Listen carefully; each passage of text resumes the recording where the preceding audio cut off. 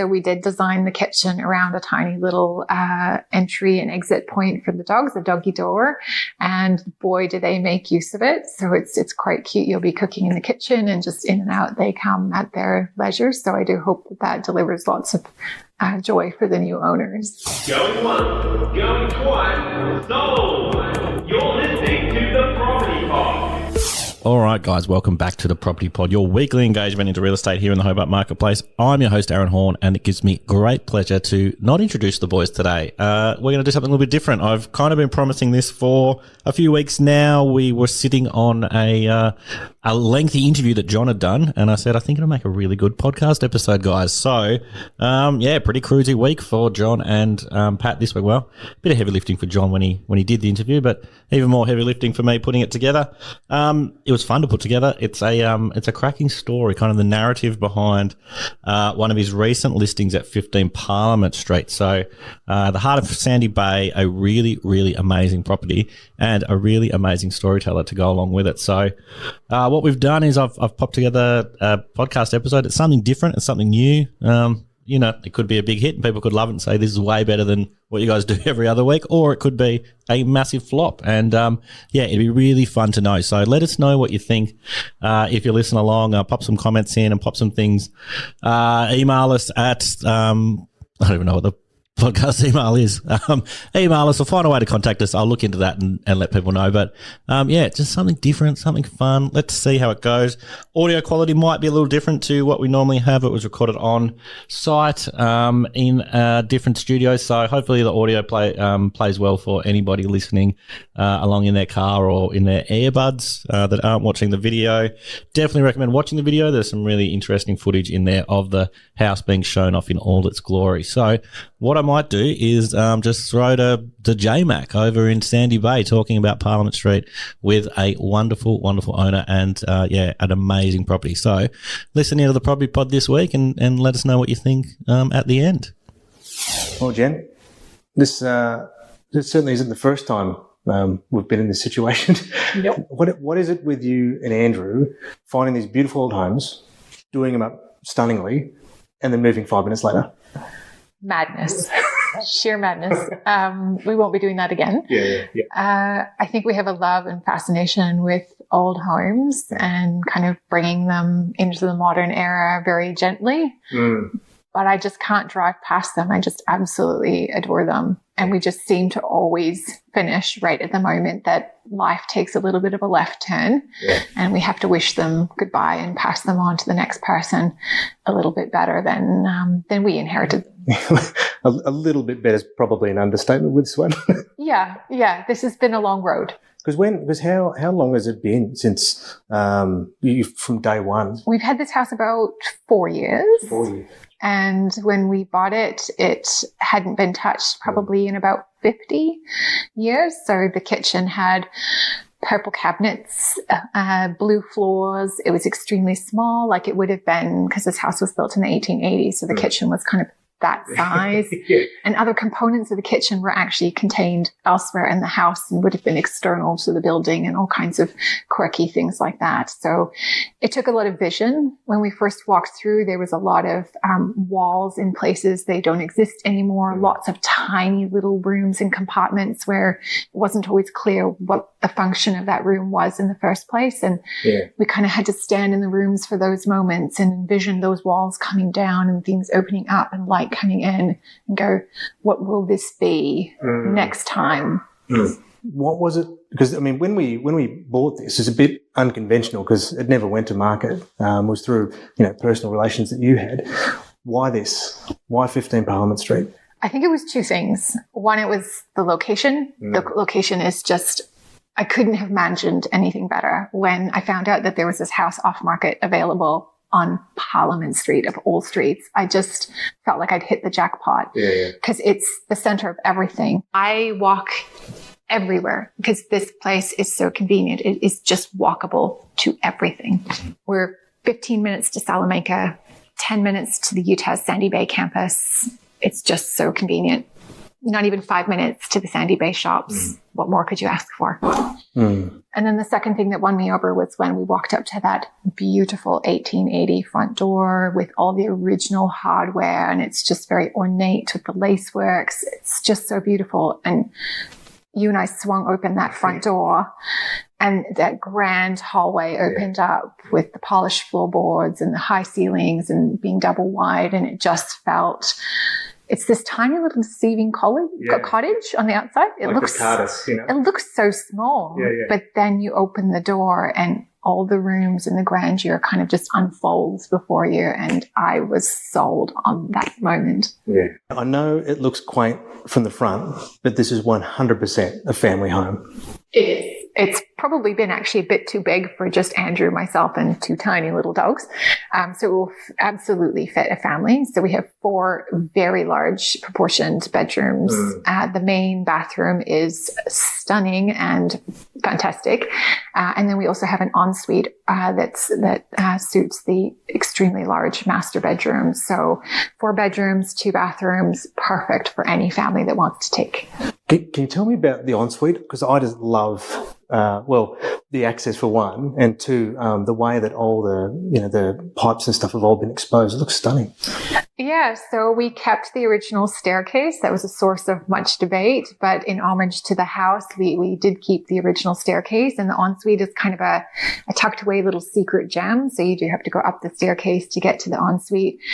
But I think it's worth that little bit of effort because it really delivers. We designed what I call an inside-out bathroom. So all of the beautiful copper piping that would normally be tucked in behind the wall has been brought forward, and you can see it's exposed. And the other thing that we did throughout the house, upstairs in the ensuite, but also elsewhere, is when we knocked down some of the walls during the renovation, they were lath and plaster walls built during the 1800s. And I hand scrubbed each and every one of those laths and pulled all the nails out. And we used those laths to create wainscoting and other features throughout the house. So we reclaimed and recycled that material and used it as like a soft kind of timber touch to soften surfaces. What's changed since? Front half of the house is still perfectly original. It still has all the wainscoting and architraves and beautiful cornicing and ceiling roses and all those things that you'd expect of a house of this era. And so all we kind of did was some touch-ups and replaced some of the things that had been changed out in the 50s, 60s, 70s and put them back to original. So 2 of the fireplaces, one which we can see just over my shoulder here, had been swapped out. So we put them back in. So there's 2 fireplaces from the 1800s, which are now back where they belong. So that was really nice being able to do that to the house. But so the front half of the house, otherwise it kind of is as it was, which is nice. The back half of the house, basically from the kitchen and the master bedroom and the ensuite, has gone over a complete overhaul. You would not recognize the before and the after. Walls have come down and everything's been changed out. But we've tried to do it in the most tasteful of way that it is all kind of with a bit of a heritage flair. And we've incorporated old bits and pieces back into the house as much as possible. So it doesn't look, there's not a sharp change between the old and the new. And that's where, like, even you see that in the bathroom, the bedrooms, the tops, because you've carried a lot of these things with you from home to home and kept all those beautiful pieces that are irreplaceable, just to then feature in this house as if looking like they've always been there. Yeah, we really have. So I think 2 of the things that made me the most excited were one of the houses we owned previously, which was from the 1870s, had some incredible veranda timbers from when the veranda collapsed. And we've incorporated those into the kitchen, into our gin bar area. And so here's these 150-year-old enormous hand-carved veranda timbers with little 4-leaf clovers carved in at a time when we didn't have power tools. So it kind of transports me back in time, and I can envision the people who did that woodworking. And now it's my gin bar in the kitchen. Yeah. And the back part of the house, rather than putting up white weatherboards, we actually clad the back of the house in some gorgeous deep gray slate tiles. And if you go up and have a bit of a close look, you'll notice each of those tiles has 2 holes punched in them, and the sides are quite rough and raw. And you might wonder, like, why is that and where did they come from? The reason they look like they do is because those tiles spent 150 years as a slate roof on another property in Launceston that we owned. And we took about 8,000 of those tiles off the roof by hand. Right. Took us about 12 days. And I lugged those around from Launceston to Hobart, much to my husband's chagrin. And he wanted to throw them out. And then I said, no way. And so, yeah, we clad the exterior of the building in them, and they're absolutely stunning. And it's amazing to think that all of that slate almost certainly came from Wales in the UK as ballast in the bottom of a wooden tall ship in the 1860s or 1870s. And here they are cladding the back of this building. I've never seen the bathrooms that you designed, because you even were able to recycle those into there as well, didn't you? Yeah, that's right. Yeah, we have the slate is featured in the bathrooms as well, both of the bathrooms. And it kind of keeps that heritage flair because they are a little bit kind of rough around the edges and imperfect. But when you know the story, the heritage behind them, it just fits so seamlessly in the house. So I guess then that's the interesting part then. I mean, like you said, you've been here for 4 years, but the process to get to this end game was something else. That is an understatement. Yes. Getting the renovation approved and through Hobart City Council was a monumental challenge that took an incredibly long period of time. And so some fortunate soul will get to enjoy this beautiful kitchen and the master bedroom and other parts of the house that we barely had time to enjoy ourselves because that process was so prolonged. There's some really funny stories, like not that long ago, perhaps 18 months ago, in the middle of last winter. Folks might remember last winter was pretty rough. We had the wettest winter in 70 years or something like that. Please think of me in those moments because there were no walls or ceiling in the kitchen. We had buckets everywhere and blue tops, and we were sitting on this very couch in about 10 degrees, shivering. And I washed so many loads of dishes in a bucket under the stairs outside in that backyard in freezing cold temperatures. It was a celebration when I could finally use that sink. Now also too, well, you don't have to worry about being cold because we installed an insane cooling system. Cooling system. Not that you can see it, yeah. Yeah, that's such a great point. Those are the things that you can't see that this house delivers on. Absolutely. So the things that we did were we, in the renovated part of the house, we put in all double glazing. The floors, the ceilings, and the walls have all been insulated to a very, very high standard. There's also solar panels on the roof. So the house has extremely low power consumption, power bills. And we installed central heating. And so you can't see that, but boy, oh boy, does it deliver. Now, I do want to talk about this kitchen because it feels like it should have always been here to start with. And obviously with the extra bits like you talked about. And there's a little hidden secret as well because you didn't want the little ones to feel left out.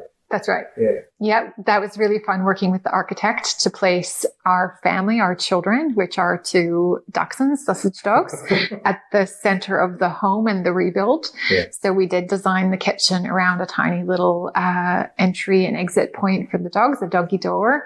And boy, do they make use of it. So it's quite cute. You'll be cooking in the kitchen and just in and out they come at their leisure. So I do hope that delivers lots of joy for the new owners. Well, and then, with that too, I mean, with the deck that you've extended across, is it even during the cold days, we've always ended up with the door open. You can hear that soft air coming through with the birds chirping. Like, it just creates an incredible atmosphere. It's amazing. I'd say at least 6 months of the year, we have those triple stacking doors thrown open. And as you say, we kind of live in the mixture of indoor, outdoor on that huge, beautiful deck.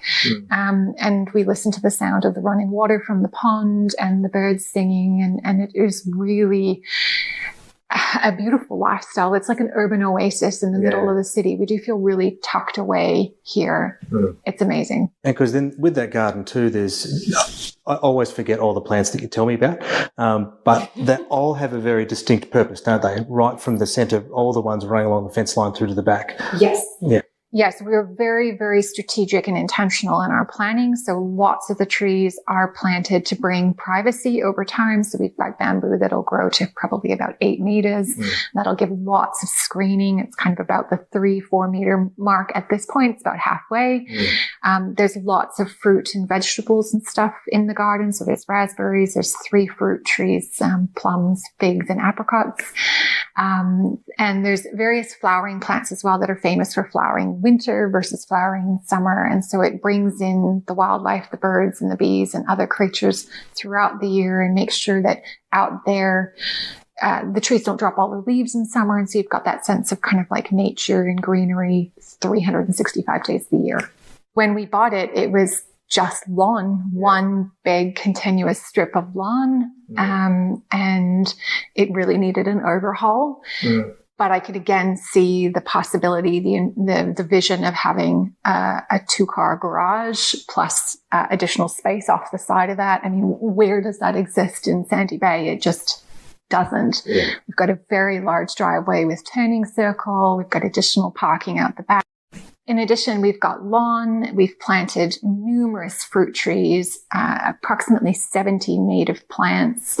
We've got rose bushes and raspberries and raised garden beds and just about everything you could possibly need, including an enclosed greenhouse. So whether you're a green thumb or you just appreciate having a little bit of fresh produce in your home, it delivers on all those things, including if you like cars and you want a bit of a workshop, we've got that too. We've got everything here. Well, and that's the thing, because it's not a garage; it's a workshop. I know when you walk down, it looks like just a small garage, but then it just keeps getting bigger and bigger and bigger until the point where you realise actually you can back a truck into this thing, And with the fact that there's a wench sitting up there, it really has the capabilities that, and like you said, is that this doesn't exist in Sandy Bay. Unbelievable. I know. I mean, as a parting thought, what is it about this that you're probably going to miss the most? Oh, gosh, really just about everything, even from the silliest of things. Like, it was an absolute journey and a lot of fun trying to figure out what we were going to call this house. So when we moved into the house didn't have a name. And I really felt like a house of this era should have a name. And so we discovered that up until about 1910, 1915, this house was really famous for being the destination to purchase whiskey, and not just any whiskey, but White Horse branded whiskey. And so the house is now named White Horse House. Oh, no way. And so that's where the name comes from. And little memories like that will stick with me. And I think I will always miss those kinds of memories and just the sheer convenience of this home, just having an urban oasis that is close to absolutely everything, but it feels like it shouldn't be because it's just so private and secluded. It feels like you should be out in the bush. And I guess that's the reality of the situation where, if you're looking for this central location that's, unlike anywhere else with all those extras, there's only really one place where you can find it, and that's this one. Yeah. We have to stop talking about it because now I don't want to. Yeah, sorry. Well, there you have it. That is a new style for the Property Pod. I'm not sure how the people out there feel about it. If you like it, if you think it's better just to have J-Mac talking for all the time. Actually, J-Mac didn't even really get a word in. He missed out on a lot of it. So amazing having someone else that could tell the story of their property so well. And how about those little dog doors? A very special treat. And as I said, if you've watched the video, you would have seen the dogs tramping in and doing some little tricks as well. So something new for the Property Pod this week. Hope our listeners enjoyed it. Pop a like, a share, pop some comments in wherever you can, and let us grow the Property Pod. If you did like it, let us know so that we can know to do more things like it. If you didn't, let us know as well, and we'll happily never do it again.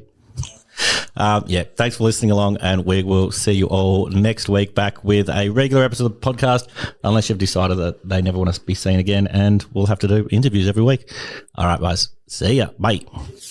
You have been listening to the Property Pod, recorded and edited by 414 Media House in conjunction with 414 Property Code. This podcast is general information only, and the thoughts and views expressed is the opinion of our panel, and listeners should always seek and use their own investigation into any topic we discuss to ensure they fully understand their own situation. It does not constitute and should not be relied on as purchasing, selling, financial or investment advice or recommendations, express or implied, and it should not be used as an invitation to take up any agent or investment services. No investment decision or activity should be undertaken on the basis of this information without first seeking qualified and professional advice.